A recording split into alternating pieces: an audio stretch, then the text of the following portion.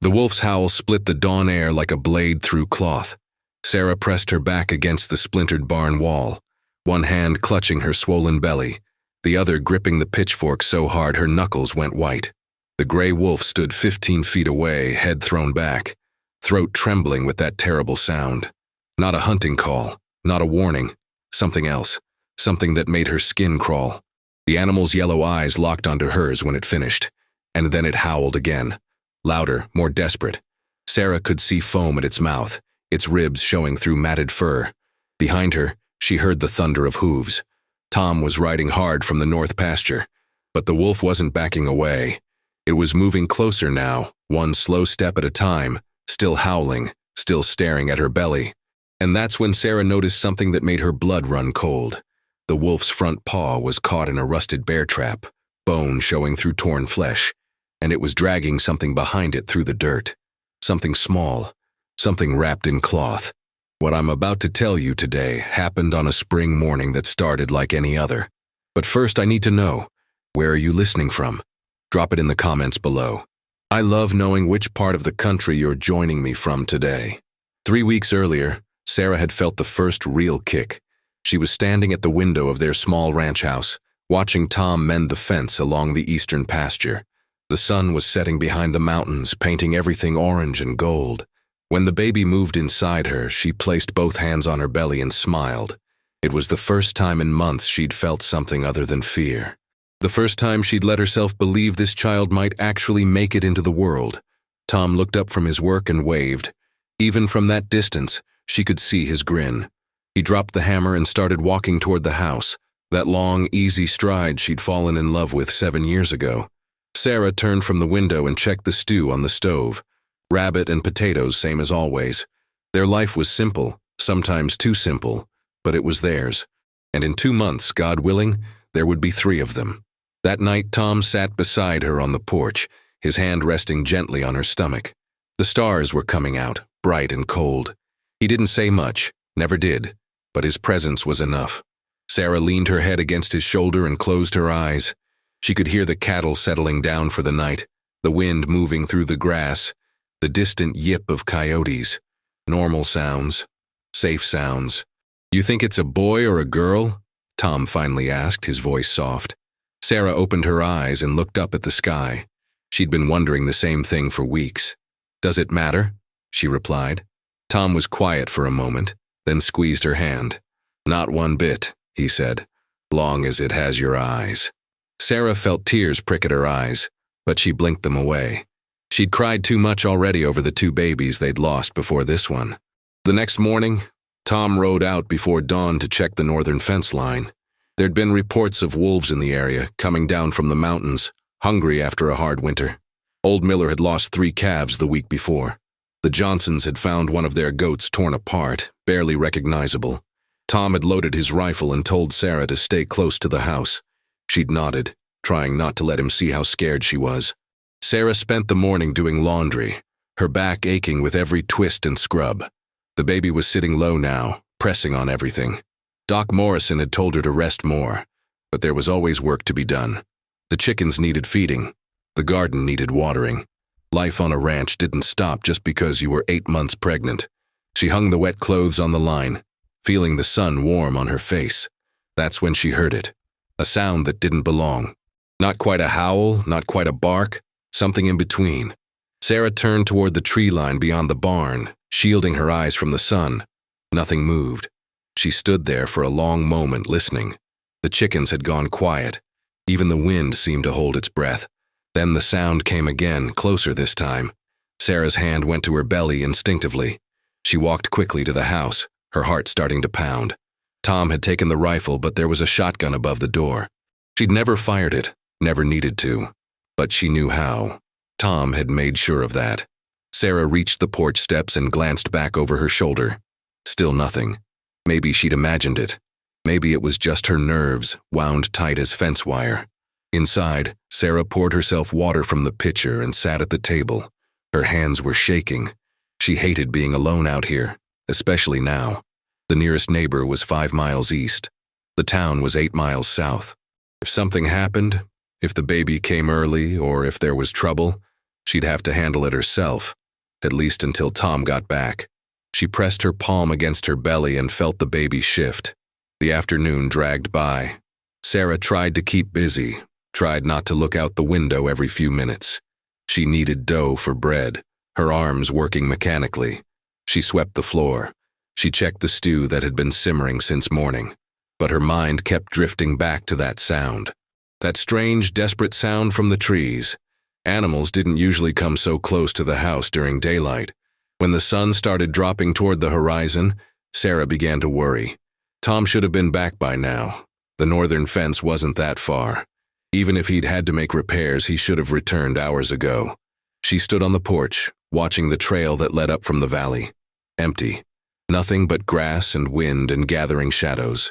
The cattle were restless in the pen, moving in circles. Sarah went back inside and lit the lamps. The house felt too big suddenly, too empty. Every creak of the floorboards made her jump. Every whisper of wind against the windows sounded like footsteps. She sat in Tom's chair by the fireplace, the shotgun across her lap. The baby kicked hard, as if sensing her fear. Sarah rubbed slow circles on her belly and hummed a tune her mother used to sing. Night came fast, swallowing the last traces of daylight. Still no Tom. Sarah's worry had turned to real fear now. She thought about saddling the horse and riding out to find him, but she knew that was foolish. Not in her condition, not in the dark, not with wolves in the hills. She'd have to wait, have to trust that he was all right, that he'd just been delayed, that he'd come riding in any minute with some story about a broken axle or a stubborn steer. But he didn't come. Sarah sat by the window until her eyes burned from staring into the darkness. She must have dozed off in the chair, because when she opened her eyes again, pale dawn light was creeping through the curtains. Her neck was stiff. Her back screamed in protest, and Tom's side of the bed was still empty. Sarah pushed herself up from the chair, her heart sinking. Something was wrong. Something was very wrong.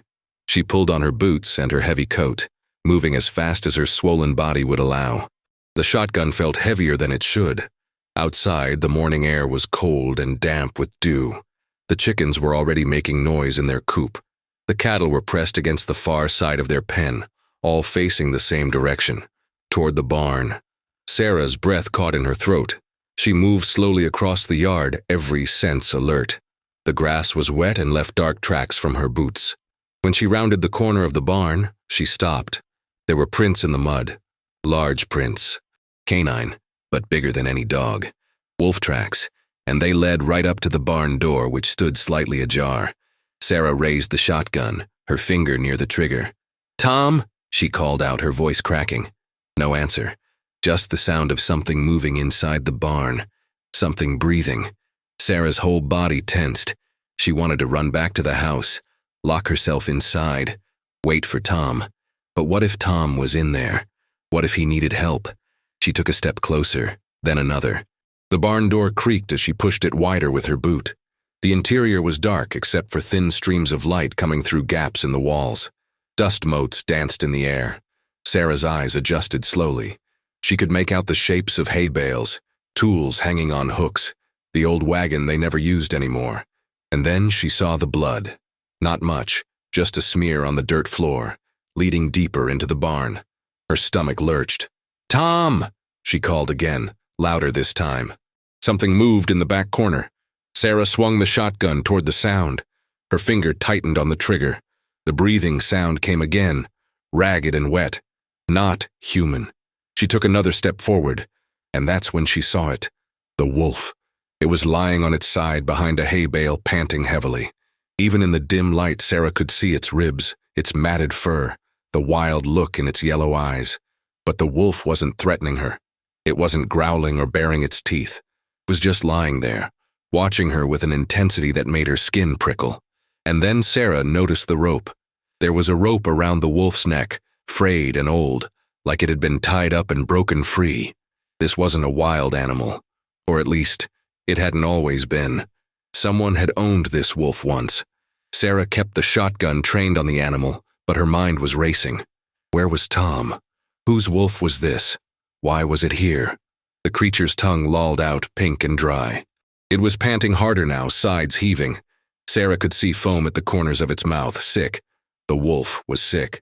Maybe rabid. She should shoot it right now. End it.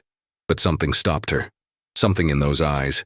Easy, she whispered, not sure if she was talking to the wolf or herself. The animal's ears twitched at her voice. It tried to lift its head but couldn't. That's when Sarah saw the trap. The wolf's front left paw was caught in a bear trap, the steel teeth buried deep in flesh and bone.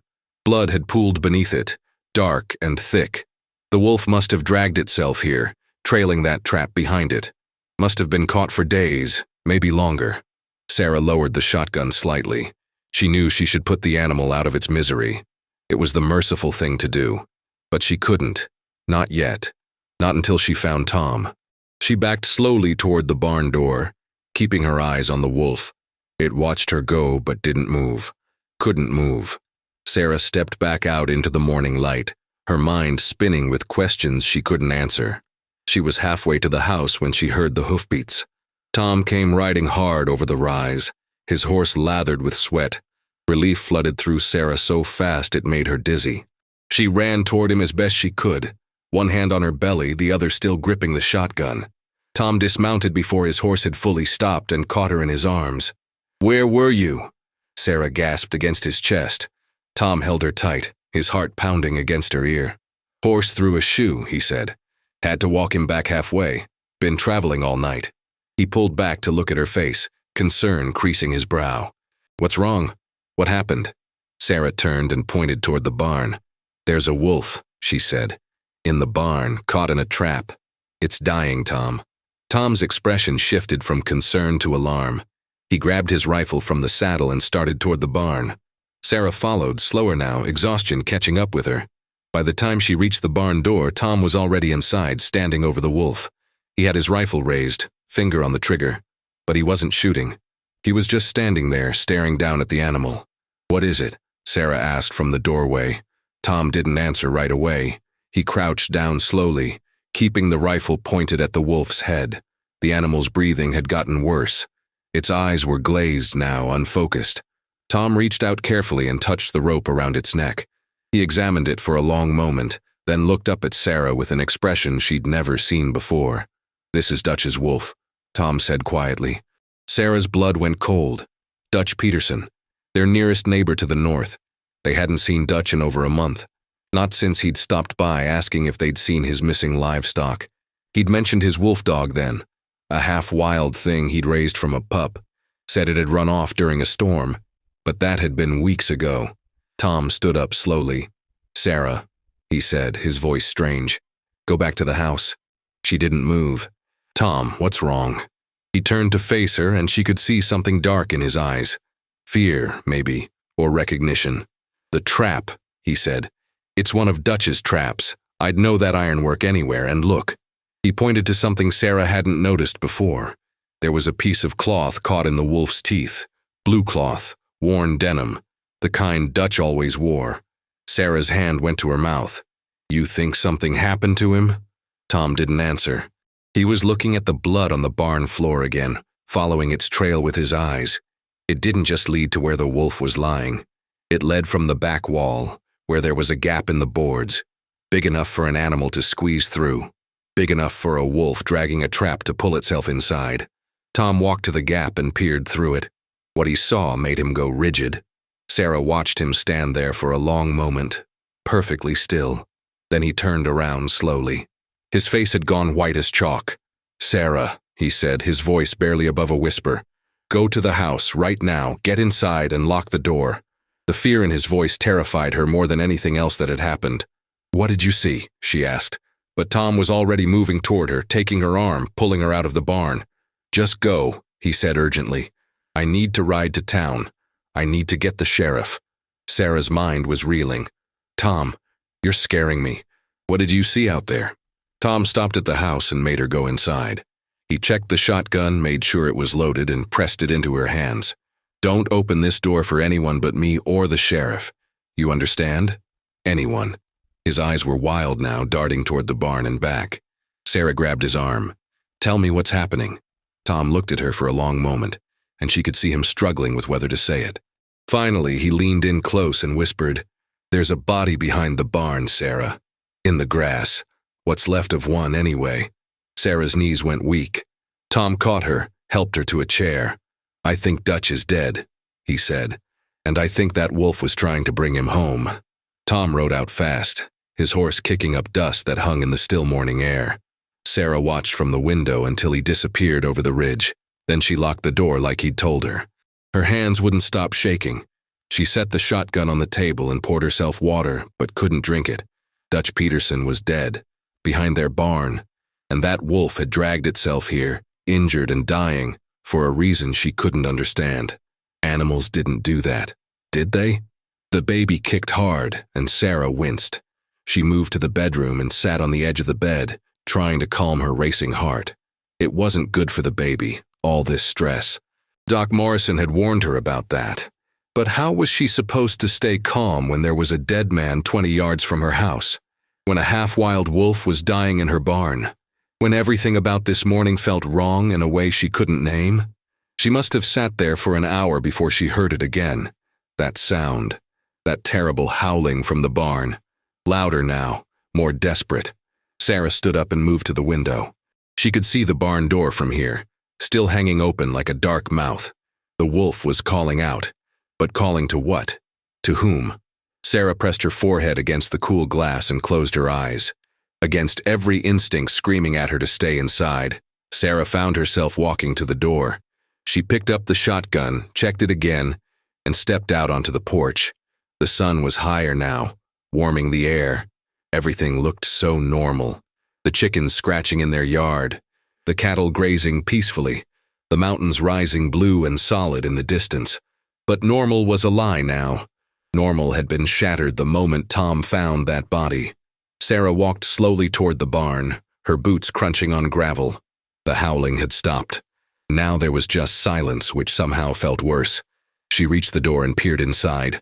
The wolf was still there, still trapped, but its eyes had changed. They were focused now, locked onto her with an intensity that made her breath catch. It wasn't looking at her with hunger or fear. It was looking at her like it was trying to tell her something. "What do you want?" Sarah whispered. The wolf's ears perked up at her voice. It tried to move, whimpered in pain, then went still again. Sarah took a step closer. She could see the trap more clearly now in the daylight. It was old, rusted, the kind that hadn't been legal for years. The kind that caught animals and held them until they died, or chewed their own leg off. The wolf had been caught for days, maybe a week. How was it even still alive? Sarah noticed something else. There was a path of disturbed dirt leading from where the wolf lay to a corner of the barn she hadn't checked earlier. Drag marks, like the wolf had been pulling something. She followed the marks with her eyes and saw it. A burlap sack, torn and dirty, partially hidden behind a feed barrel. Sarah's stomach turned. She knew she should wait for Tom, wait for the sheriff, but her feet carried her forward anyway. She reached for the sack with one hand, keeping the shotgun raised with the other. The fabric was stiff with dried blood. Sarah's fingers trembled as she pulled it open. Inside were clothes, a shirt, pants, Dutch's clothes, she was sure of it. But that wasn't all. There was a leather pouch, the kind men carried their important papers in. Sarah pulled it out and opened it. Letters, dozens of letters, all addressed to Dutch Peterson, all unopened. Sarah's mind raced. Why would Dutch have unopened letters hidden in a sack in her barn? She pulled one out and looked at the return address. Peterson. From somewhere back east. Pennsylvania, maybe. The postmark was from 4 months ago. She opened another. Same sender, same name. Peterson. A relative? Sarah's hands moved faster now, pulling out letter after letter. They were all from the same person. All unopened. All dating back over the past 2 years. The wolf made a sound, softer this time, almost like a whine. Sarah looked over at it. The animal was watching her, its yellow eyes following her every movement. "Did you bring these here?" Sarah asked, knowing it was foolish to talk to a dying animal. But the wolf's tail twitched, just once, like it understood, like it had been waiting for someone to find them. Sarah sat down hard on a hay bale, the letters scattered in her lap. Her mind was trying to make sense of something that didn't make sense. Dutch lived alone. Everyone knew that. He'd come out west 15 years ago, bought his land cheap, kept to himself.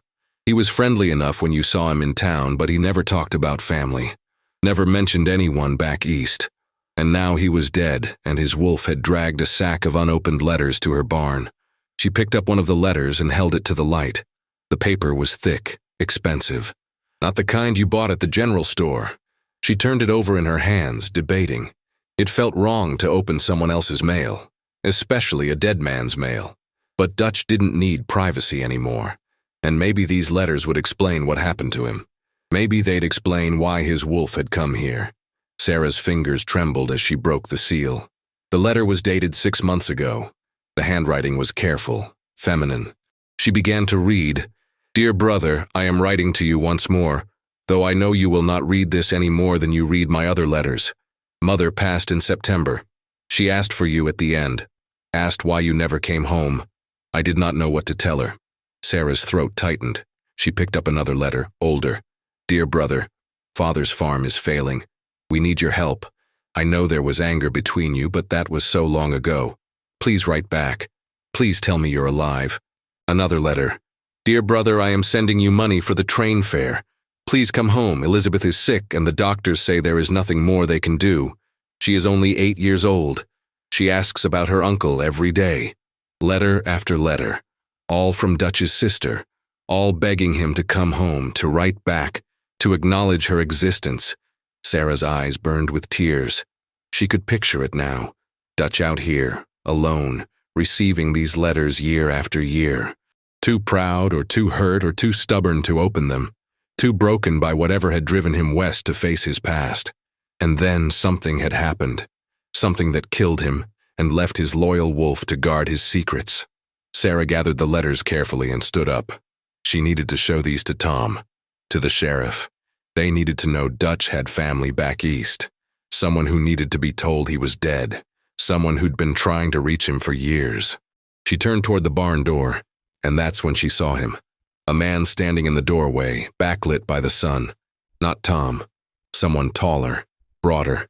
"Don't move," the man said. His voice was rough, unfamiliar.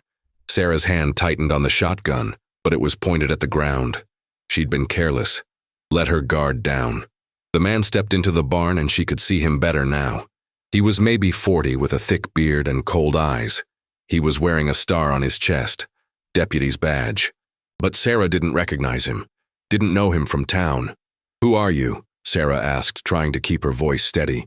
The man smiled, but it didn't reach his eyes. "Name's Garrett. I'm helping Sheriff Dixon with some business up north." He looked past her at the wolf, then at the letters in her hands. "Those belong to me," he said. Sarah's blood went cold. "These are Dutch Peterson's letters," she said. "From his sister." Garrett took another step forward. "Dutch don't need them anymore. And neither does his sister." Sarah's mind was racing. Something was very wrong. "How did you know Dutch was dead?" she asked. "My husband just rode out an hour ago to get the sheriff. He hasn't had time to get to town yet." Garrett's smile faded. His hand moved to the gun at his hip. "Smart woman," he said. "Too smart." Sarah raised the shotgun, but Garrett was faster. He drew his pistol and fired. The shot went wide, splintering wood near Sarah's head. She stumbled backward, falling over the hay bale. The letters scattered across the dirt. The wolf erupted in a frenzy of snarling and howling, straining against the trap. Garrett ignored the animal and advanced on Sarah. "Give me those letters," he said. "All of them now."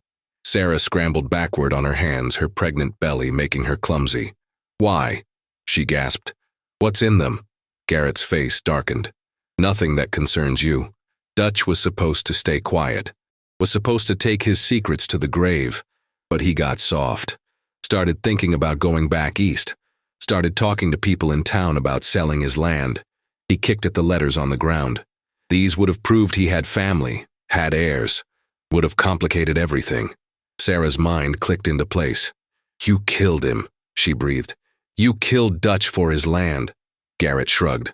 "Dutch's land sits right on top of the new railroad route, worth 20 times what he paid for it. But only if nobody contests the sale when he dies. Only if nobody knows he has family back east." He leveled the gun at Sarah's head. "You shouldn't have opened those letters, ma'am. Shouldn't have seen what you seen." The wolf howled again. a sound so full of rage and pain that it made Sarah's bones vibrate. Garrett glanced at the animal, annoyed. "Should have shot that beast when I set the trap for Dutch," he muttered. "But I figured it'd just die out in the hills." He looked back at Sarah. "Guess animals are more loyal than we give them credit for." Sarah's hand found something in the dirt beside her. A horseshoe. Heavy. Iron. She gripped it tight. "Tom will be back with the real sheriff any minute," she said. Garrett laughed. "Tom's not coming back, honey. Got men watching the road to town. They'll take care of him quiet-like. Make it look like an accident. His horse throwing him, maybe. Tragic, what with his wife so close to having their baby." Rage flooded through Sarah, pushing out the fear. She thought of Tom, riding into an ambush. Thought of their baby who might never meet its father. Thought of Dutch, dying alone because he was too proud to open letters from the only person who still loved him. She thought of that wolf, dragging itself here through agony, trying desperately to save its master. And something inside her hardened into steel. "You're going to let me walk out of here," Sarah said, her voice steady now. Garrett raised an eyebrow. "Am I?" Sarah nodded. "Because if you shoot me, that baby dies too. And you might be a murderer, but you're not a baby killer. I can see it in your eyes. There's still a line you won't cross." Garrett's jaw clenched. "You don't know what I'll do." "Yes, I do," Sarah said. "You're going to let me walk out. I'm going to get on my horse. I'm going to ride for town. You're going to let me go? Because deep down you know killing a pregnant woman is something you can't come back from. It's a hell even you can't stomach." She pushed herself to her feet, moving slowly. The horseshoe was still in her hand, hidden in the folds of her dress. Garrett's gun hand wavered, just for a second, just long enough. Sarah lunged forward and swung the horseshoe with all her strength. It connected with Garrett's wrist with a sickening crack. The gun went flying across the barn. Garrett howled in pain, clutching his arm. Sarah didn't wait. She ran for the door as fast as her heavy body would allow, gasping for breath, her heart hammering. She made it 3 steps outside before Garrett caught her. His good hand grabbed her shoulder and spun her around. They struggled there in the dirt between the barn and the house. Sarah fought like a wildcat, scratching and kicking, but Garrett was stronger. He shoved her hard. Sarah felt herself falling, felt the ground rushing up to meet her, felt the impact in every bone. For a moment, the world went white with pain. Sarah couldn't breathe, couldn't think. She was lying on her side in the dirt, one hand pressed against her belly. The baby. Oh God, the baby. She tried to get up, but her body wouldn't obey. Garrett was standing over her now, breathing hard, cradling his injured wrist. He'd retrieved his gun. It was pointed at her head. "Didn't want it to come to this," he said. "Believe me. But you couldn't just mind your business." His finger tightened on the trigger. Sarah closed her eyes. Thought of Tom. Thought of the child she'd never hold. And then she heard it. A sound that made Garrett freeze. Hoofbeats. Not one horse. Many horses. Coming fast from the direction of town. Garrett swore and looked toward the sound. Sarah saw her chance. She grabbed a handful of dirt and threw it in his face. Garrett stumbled backward, cursing, pawing at his eyes. Sarah forced herself to stand. Her back screamed in protest. Something felt wrong inside. A deep ache that made her vision swim. But she stayed on her feet. She had to stay on her feet. The horses came over the rise. Tom was in front, and beside him was Sheriff Dixon, a man Sarah had known since she was a child. Behind them were 4 more riders, town men, good men. Tom saw her standing there, saw Garrett with the gun, and let out a roar that scared even the horses. He was off his mount before it stopped moving, running toward her. Garrett knew he was finished. He looked from Sarah to the approaching men, his face a mask of calculation. Then he did something Sarah didn't expect. He smiled. "You ain't proved nothing," he called out. "It's your word against mine, and I'm wearing a badge." He turned and started walking toward his horse, tied behind the barn, calm as Sunday morning, like he'd done nothing wrong. "Stop right there," Sheriff Dixon's voice cracked like a whip. Garrett kept walking. "I said stop." The sheriff drew his weapon. Garrett's hand moved toward his gun. It all happened so fast. The sheriff fired. Garrett jerked, stumbled, but didn't fall. He turned, his gun coming up. More shots rang out. Garrett's body jerked again, once, twice. Then he collapsed in the dirt and didn't move. Tom reached Sarah and caught her just as her legs gave out. "I got you," he whispered fiercely, holding her against his chest. "I got you. You're safe now." Sarah tried to speak, tried to tell him about the letters and Dutch and the wolf and everything that had happened, but the words wouldn't come. The pain in her back was growing, spreading. She felt something warm between her legs. Blood. Too much blood. "Tom," she gasped. "The baby." Tom's face went white. He scooped her up in his arms like she weighed nothing and ran for the house, shouting for the sheriff to send someone for Doc Morrison. Sarah's vision was starting to blur. She could hear the wolf howling again from the barn, still calling, still trying to protect what it loved, even in death, especially in death. Tom laid her on the bed, his hands shaking as he tried to make her comfortable. Sarah grabbed his shirt and pulled him close. "The letters," she said, "in the barn. Dutch's sister. She needs to know." Tom nodded, tears streaming down his face. "I'll tell her, I promise, but you need to hold on, Sarah. You hear me? You hold on." Sarah wanted to. She wanted to fight, wanted to live, wanted to hold her baby. But the darkness was pulling at her, heavy and insistent. She could hear Tom calling her name, could hear voices outside, horses, footsteps, Doc Morrison's voice. But it all seemed far away now, distant, like listening to the world from underwater. The last thing Sarah heard before the darkness took her was that wolf, still howling, still calling, a sound of pure, desperate love that would not be silenced, would not be forgotten, a sound that would echo through these hills long after everyone who heard it was gone. A sound that said, "I tried. I tried to save you. I tried to bring you home." Sometimes the choices we make in a single moment define everything that comes after. Sometimes courage is just standing up when falling down would be easier. But what happens next? Well, you need to hear it to believe it. Sarah woke to the sound of crying. Not her own crying. A baby's cry. Thin and reedy but unmistakably alive. Her eyes flew open. She was in her bed, in her house, and the morning sun was streaming through the curtains. Her whole body ached. Her back felt like it had been torn in half. But she was alive. She turned her head and saw Tom sitting in the chair beside the bed, and in his arms was a tiny bundle wrapped in white cloth. "Tom?" Her voice came out as barely a whisper. Tom's head snapped up, his face breaking into a smile so wide it looked like it might split him in two. "Sarah," he breathed. "Oh God, Sarah." He stood carefully, cradling the baby, and brought it to her. "It's a girl," he said, his voice thick with emotion. "You have a daughter, and she's perfect." Sarah's hands shook as she reached for the baby. Tom placed her gently in Sarah's arms, and Sarah looked down at the tiny face, the button nose, the wisps of dark hair. Her daughter, their daughter, alive and breathing and here. Sarah started to cry, great heaving sobs that made her ribs hurt. "How long?" she managed to ask. Tom sat on the edge of the bed. 3 days, he said quietly. "You've been unconscious for 3 days." The memories came flooding back. Garrett, the gun, the fall, the blood. Sarah's hand went instinctively to her stomach, now soft and empty. "Doc Morrison said it was a miracle," Tom said, reading her thoughts. "Said by all rights you should have lost her, should have bled out completely. But you didn't. You held on. Both of you held on." He touched the baby's tiny hand with one finger. "She came early, came fast. But she's strong, Sarah. Just like her mother." Sarah couldn't take her eyes off her daughter's face. Every feature was perfect, impossibly small and perfect. The baby's eyes opened, dark and unfocused, searching. Sarah felt something crack open in her chest, a fierce protective love so strong it was almost painful.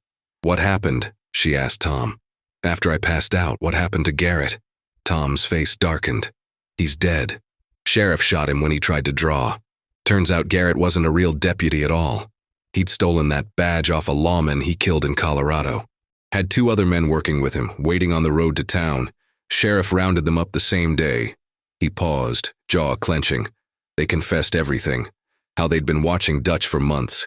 How Garrett killed him and tried to make it look like wolves got him. Sarah felt a chill run through her. "And the wolf?" Tom's expression softened. "Still alive. Barely. Doc Morrison couldn't save the leg. Had to take it off at the shoulder. Said he didn't know if the animal would make it through.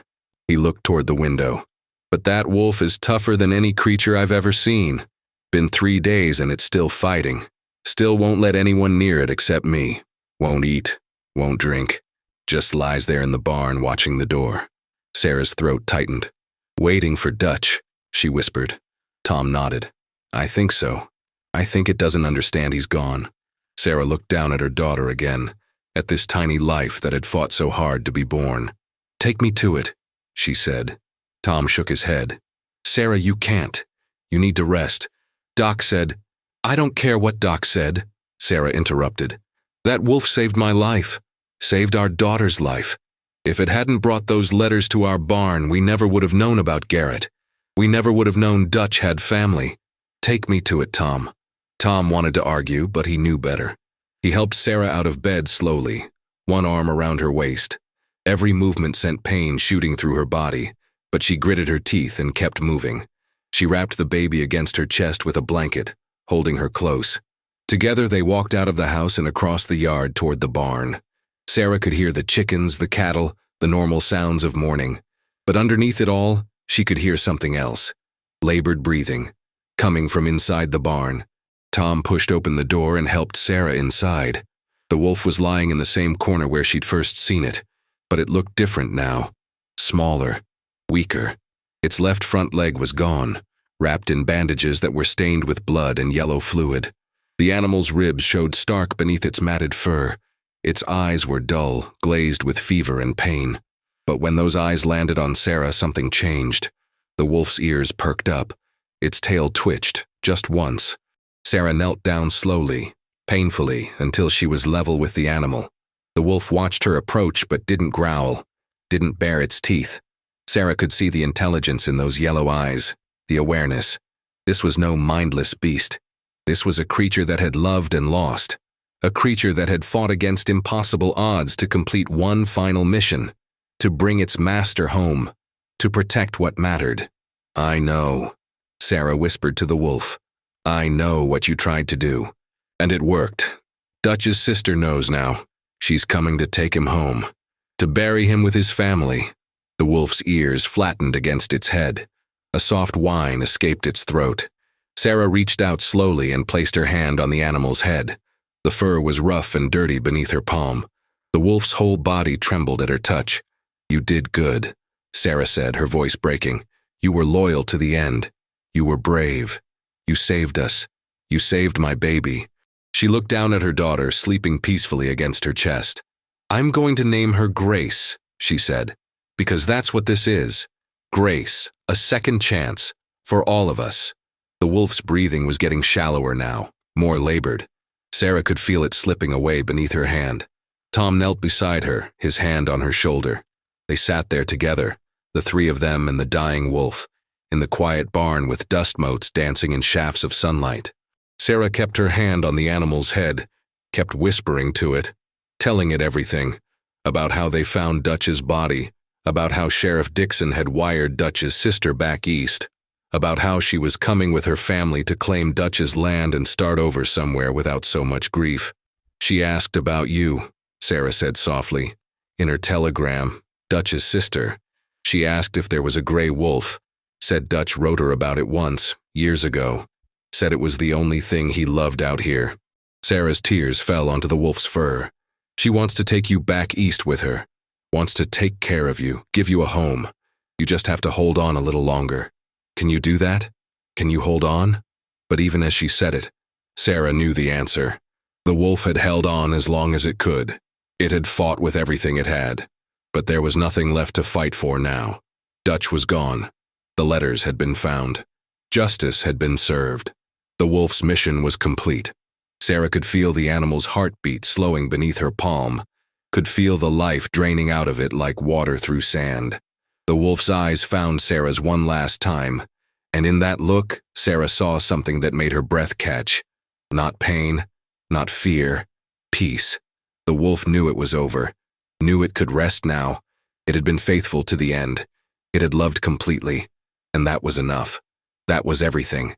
The wolf let out one long, slow breath, and then it was still. Sarah sat there for a long moment, her hand still resting on the animal's head. She could feel Tom beside her, could feel baby Grace's tiny heartbeat against her chest, could feel the morning sun warming her back through the barn door. Life continuing on, moving forward, the way it always did, the way it had to. But something had changed, something fundamental. Sarah understood now that love wasn't always gentle. Sometimes it was fierce and terrible and willing to drag itself through hell. Tom helped her stand, and together they walked out of the barn. Sheriff Dixon was riding up the trail, and behind him was a wagon with a woman in it. She was maybe 50, with gray hair and Dutch's same sharp eyes. Dutch's sister. She climbed down from the wagon before it had fully stopped, moving quickly despite her age. She looked at Sarah, at the baby in her arms, at Tom standing beside her. "You found my brother," she said. It wasn't a question. Sarah nodded. "I'm so sorry," she whispered. Dutch's sister's face crumpled for just a moment. Then she pulled herself together. Was he alone when he died? Sarah thought about the wolf, about the loyalty and love that had driven it to try the impossible. "No," she said firmly. He wasn't alone. He had someone with him who loved him very much. Dutch's sister seemed to understand. She looked toward the barn, then back at Sarah. "The wolf?" Sarah nodded. "It died this morning. It held on as long as it could. It was waiting." Dutch's sister closed her eyes and took a deep breath. When she opened them again, they were wet with tears. "He wrote to me about that animal. Only once. Said he'd found it as a pup, abandoned by its pack. Said they understood each other, both being alone. They buried the wolf beside Dutch on a hill overlooking the valley. Dutch's sister insisted on it. They belonged together," she said simply. Tom carved a marker from wood. Nothing fancy. Just 2 names and 2 dates. Dutch Peterson and Wolf. No last name for the animal, it didn't need one. Sarah stood with baby Grace in her arms, watching as they lowered the wolf's body into the ground wrapped in burlap. Dutch's sister spoke a few words, simple words about loyalty and love and sacrifice, about how some bonds transcend understanding, about how the measure of a life isn't in its length but in its depth, in what we're willing to do for those we love. Tom held Sarah close as they filled in the graves. The sun was setting behind the mountains, painting everything gold and red, beautiful and terrible at the same time. That night, Sarah sat in her rocking chair by the window, nursing baby Grace. Tom was outside checking the stock one last time before bed. The house was quiet except for the small sounds the baby made while feeding. Sarah looked down at her daughter's face, so peaceful, so unaware of the violence and sacrifice that had surrounded her birth, so innocent of the cost that had been paid for her life.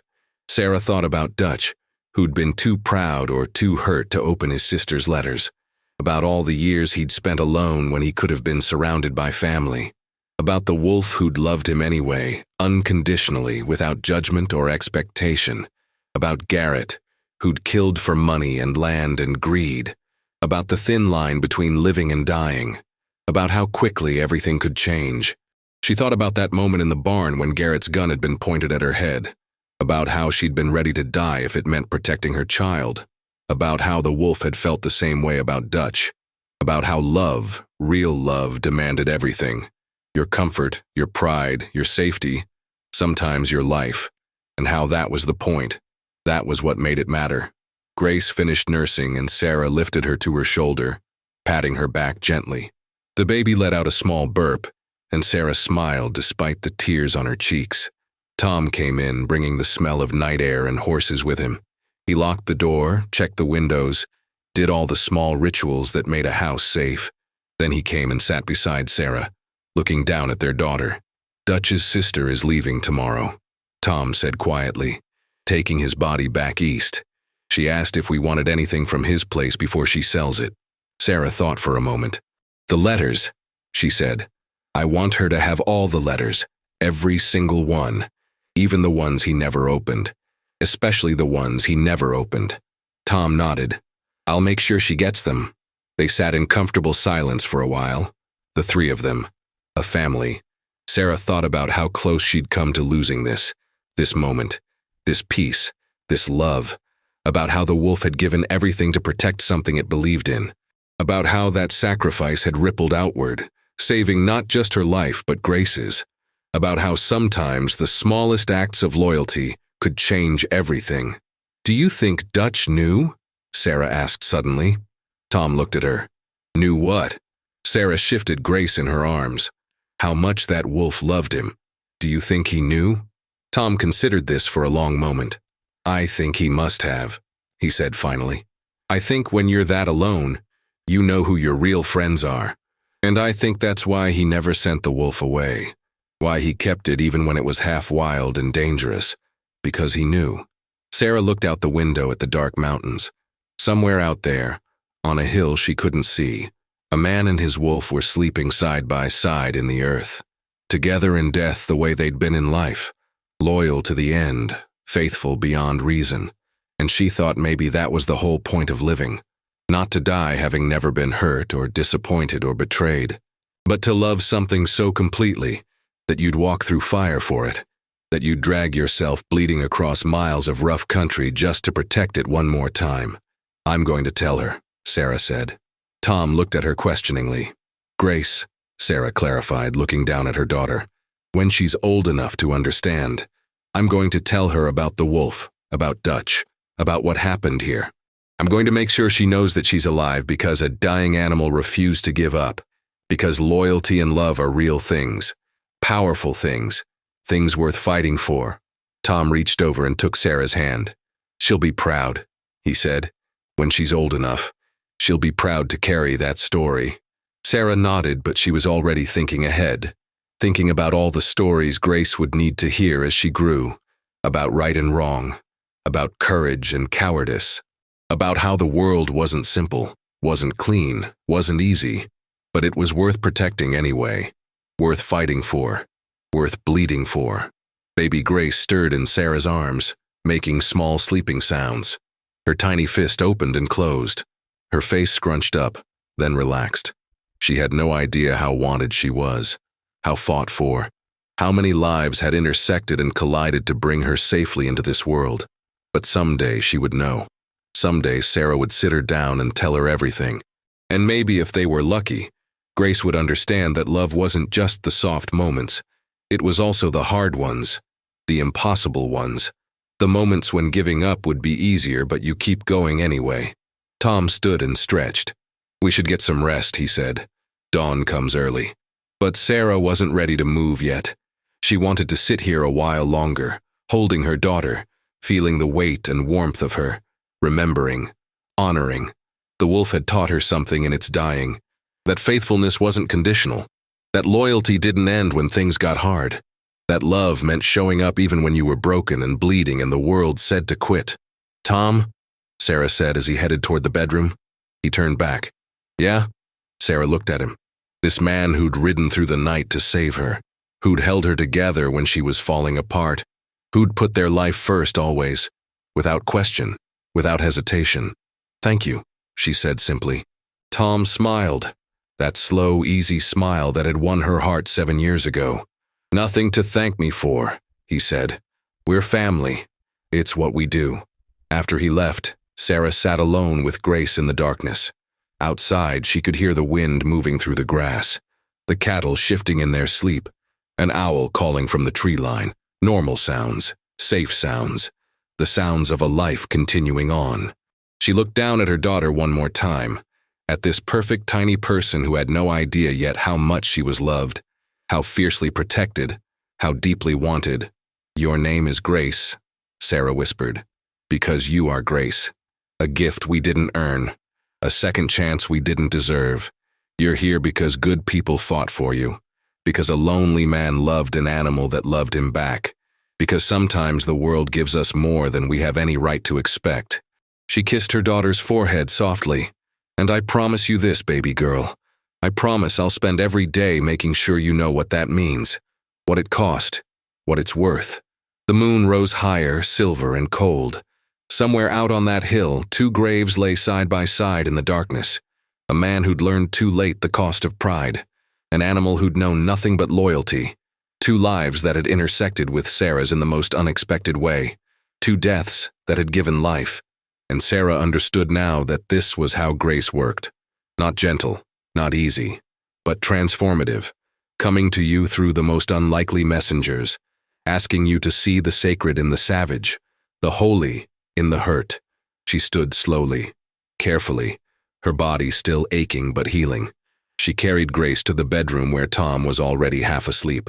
She laid the baby in the cradle they'd made together last winter, before they knew if this child would live or die. Before they knew about wolves and letters and men who killed for land. The cradle was simple pine, but Tom had carved flowers along the edges. Roses. For Sarah. For hope. For the future they were building together one day at a time. Sarah climbed into bed beside Tom, and he wrapped his arm around her instinctively, even in sleep. She lay there in the darkness, listening to Grace's soft breathing from the cradle, listening to Tom's heartbeat beneath her ear, listening to the night sounds outside their window, and she thought about the wolf one last time, about how it had howled in the darkness, calling and calling, refusing to be silenced even in death, a sound that said, "I was here, I loved, I fought, I mattered. Rest now," Sarah whispered into the darkness, not sure if she was talking to the wolf or to herself. "Rest now, you did enough. You were enough. Your story won't be forgotten." And then she closed her eyes and let sleep take her, knowing that when the morning came she would wake to her daughter's cry, to Tom's smile, to another day of this beautiful, terrible, miraculous life, to grace upon grace upon grace. There are some stories that stay with you long after you hear them, stories about the kind of loyalty that doesn't ask questions, doesn't count costs, doesn't give up even when giving up would be easier. Have you ever known love like that? Have you ever been that loyal to someone? Or had someone be that loyal to you? I'd love to hear your story. Share it in the comments below. And if this story touched your heart today, if it reminded you that there's still goodness in this world worth fighting for, then subscribe. Because there are more stories like this one. Stories about ordinary people doing extraordinary things. Stories about the bonds that hold us together when everything else falls apart. Stories that remind us what it means to be human. I'll be here, waiting to share them with you.